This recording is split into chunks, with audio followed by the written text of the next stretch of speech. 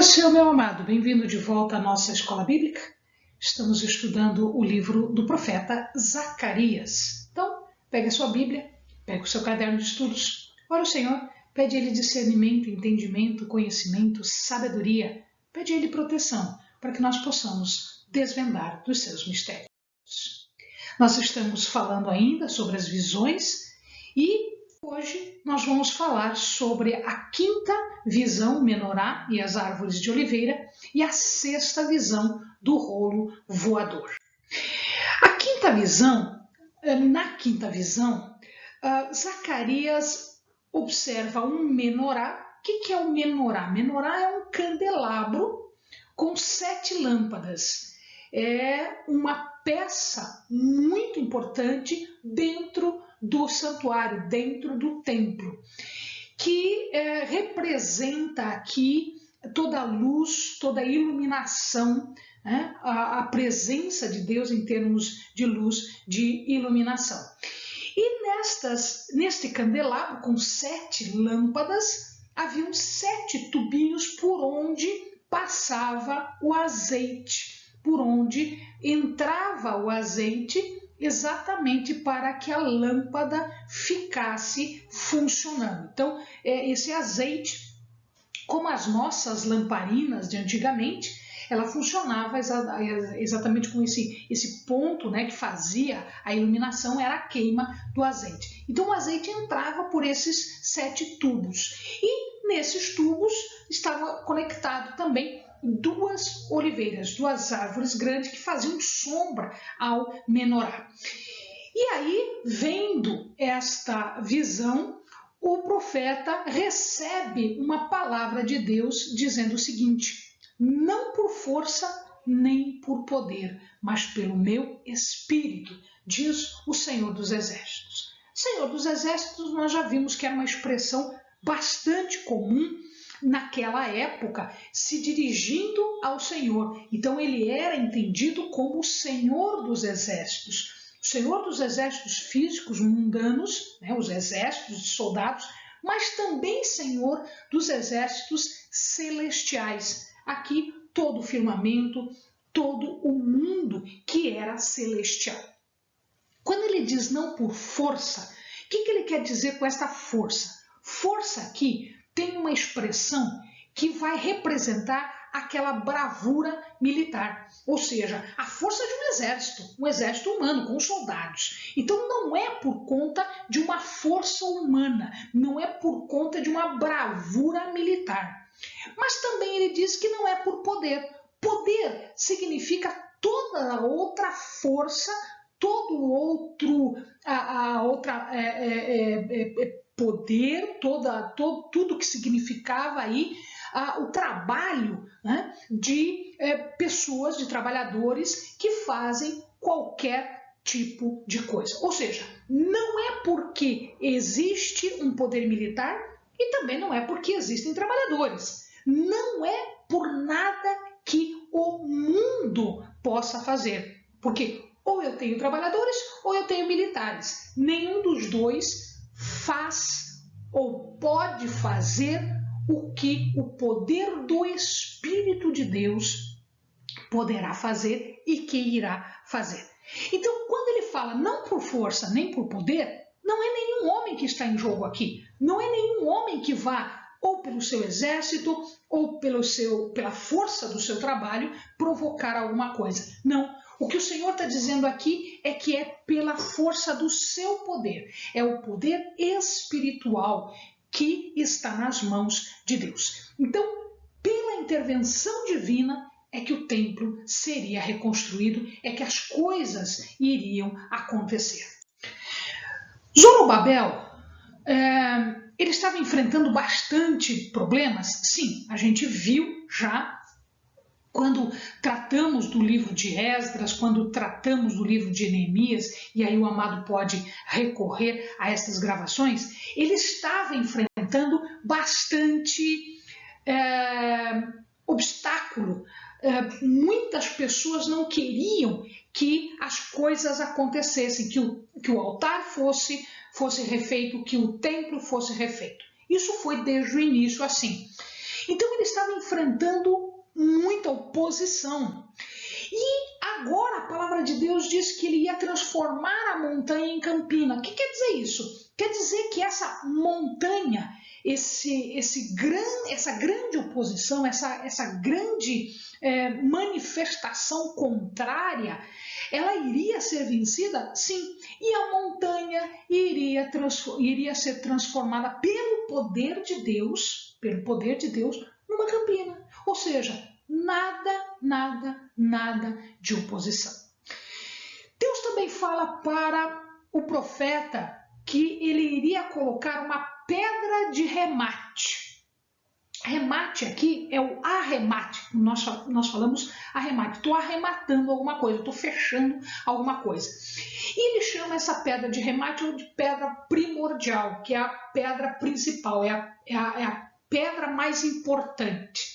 Veja, aqui numa construção nós temos duas pedras importantes.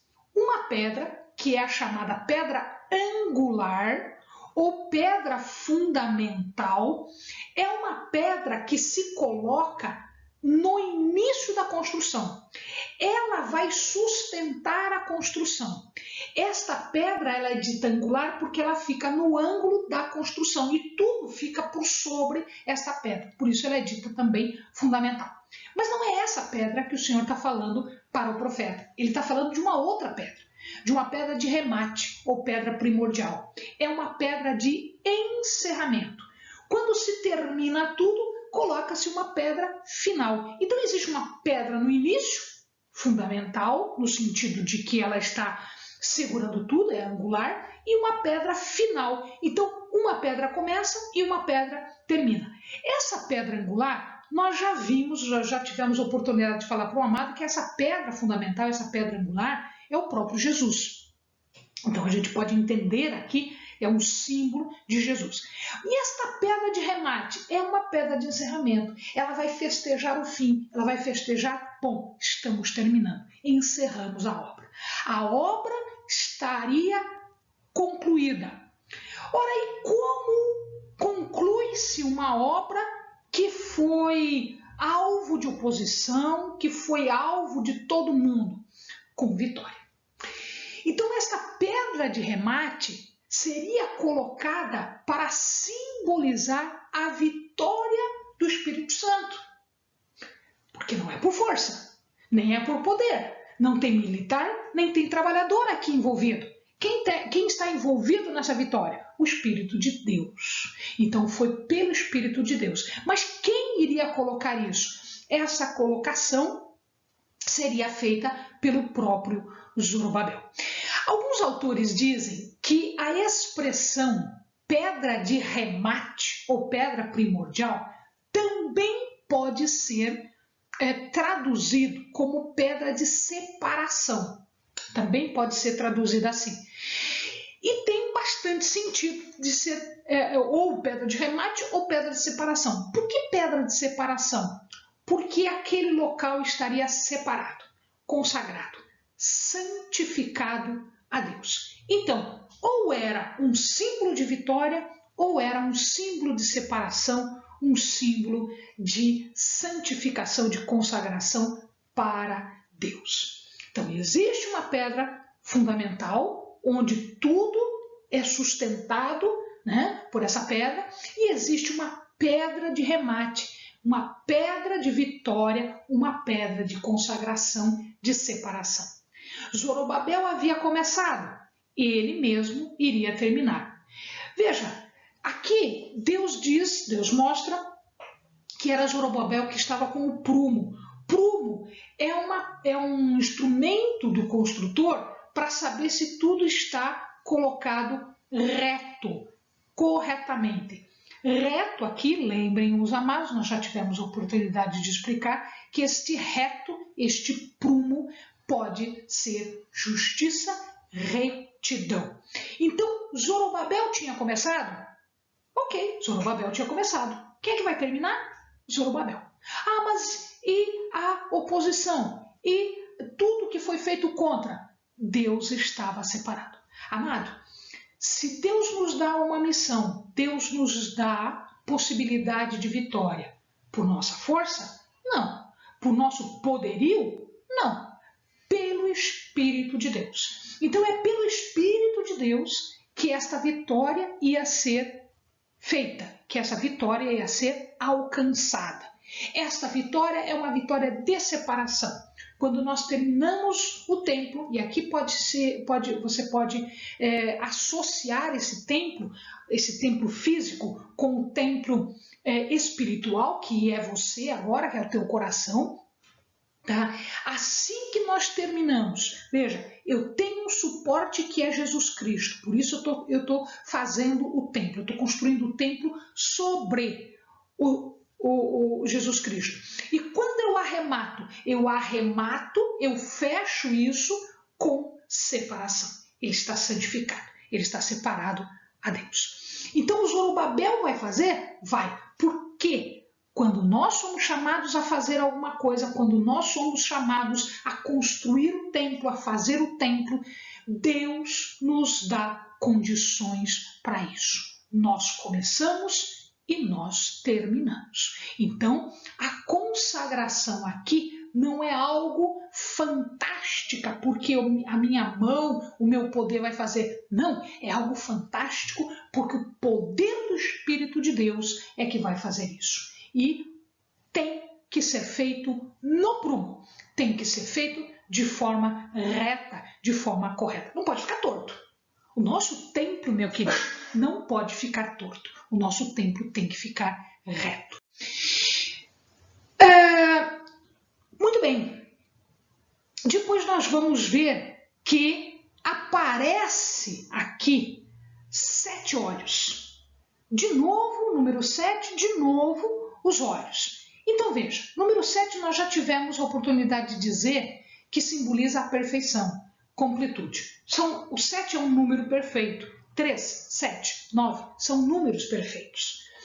Cada um com seus significados. Então o 7 significa perfeição? Sim. Significa perfeição e significa completude, ou seja, completou-se, acabou-se a obra. Então são 7 no sentido de que está completo e perfeito, não é só completo, mas é completo e perfeito. E os olhos significando aqui a vigilância de Deus por toda a terra, por todo o Israel restaurado. E aí a gente tem que saber o que significa esse ramo de oliveira. Esse ramo de oliveira, depois é explicado para nós, que é Josué e Zorobabel.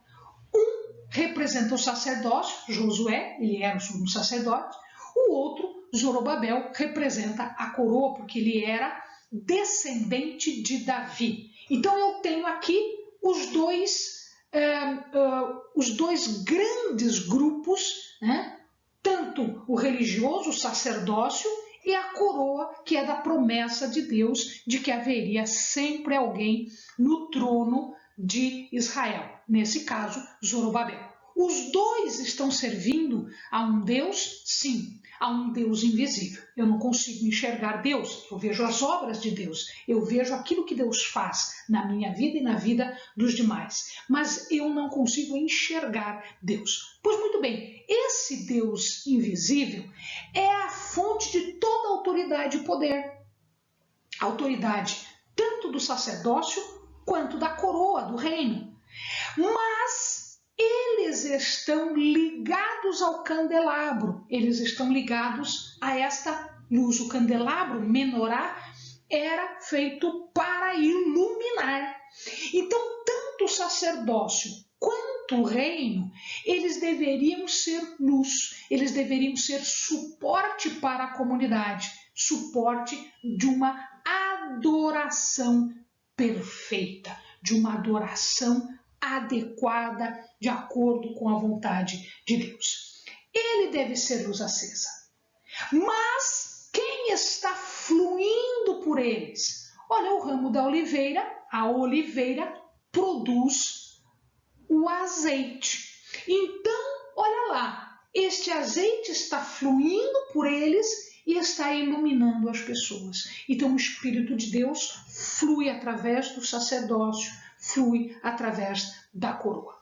Assim nós devemos ser luz para aqueles que estão ao nosso lado. Nós devemos iluminar através desse azeite que flui por nós. Que azeite é esse? O Espírito de Deus. Então aqui está apresentando tanto a função sacerdotal quanto a função governamental de coroa. Então os dois estão juntos, fazendo com que o povo seja sustentado, que o povo seja iluminado por esse azeite, que é o Espírito de Deus, que flui tanto através do sacerdócio quanto através da coroa.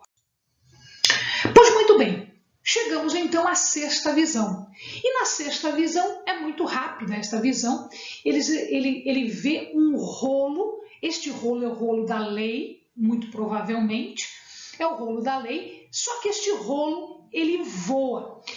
A palavra do profeta diz que ele tinha algumas dimensões. Vamos traduzir as dimensões que ele está colocando ali já para metro, porque nós temos mais facilidade em entendermos por metro, né, e não por côvado. Ele tinha 8 metros por 4. Amados, 8 metros por 4 era muito grande. Era um rolo enorme. E ele era tão grande que ninguém poderia dizer, mas eu não estou enxergando, mas eu não estou conseguindo ver. 8 metros por 4. Impossível não ver. Esse rolo voador era o rolo da lei. Impossível não ver o mandamento do Senhor, a palavra do Senhor, as leis do Senhor. Impossível. Ninguém pode dizer, eu não cumpri porque eu não sabia. Você sabe sim, sabe porque tem a lei, essa lei é explicada pelos sacerdotes, essa lei é dita para você. Hoje nós temos o Espírito Santo que nos explica isso, que nos esclarece isso, e ele está enorme. A palavra de Deus é impossível não ver. Então ele fala agora de que eu não posso deixar de cumprir a palavra de Deus. Qual é a consequência de desobedecer, não cumprir a palavra de Deus? É a desgraça. Então, por um lado, quem cumpre a palavra de Deus, quem guarda no sentido de fazer valer a palavra de Deus, de usar na sua vida a palavra de Deus, ele vai prosperar, ele vai ter benefícios, ele vai ter bênçãos. E quem não cumpre vai cair em desgraça. Ele vai ter o quê? Ele vai ter maldições. Então, por um lado eu tenho bênçãos, por outro lado eu tenho maldição. Estes são os dois únicos caminhos que existem. Ou você prospera, ou você tem bênção, ou você cai em desgraça, você tem maldição. A punição aqui, ela pode invadir absolutamente tudo. Porque veja, os juízes, eles não sabem exatamente o que vai no teu coração, mas a palavra de Deus esclarece isso. Os juízes não vão entrar na sua casa, invadir sua casa, mas a palavra de Deus sim, porque ela é impossível de ser ignorada, é impossível não ver uma palavra de 8 por 4. Tá? Então, significa que quem não obedece não sai impune. Ou hoje, ou amanhã, alguma coisa vai trazer a justiça para você. E esta, né, vai ser trazida pela palavra de Deus. Amém, amados? Bons estudos.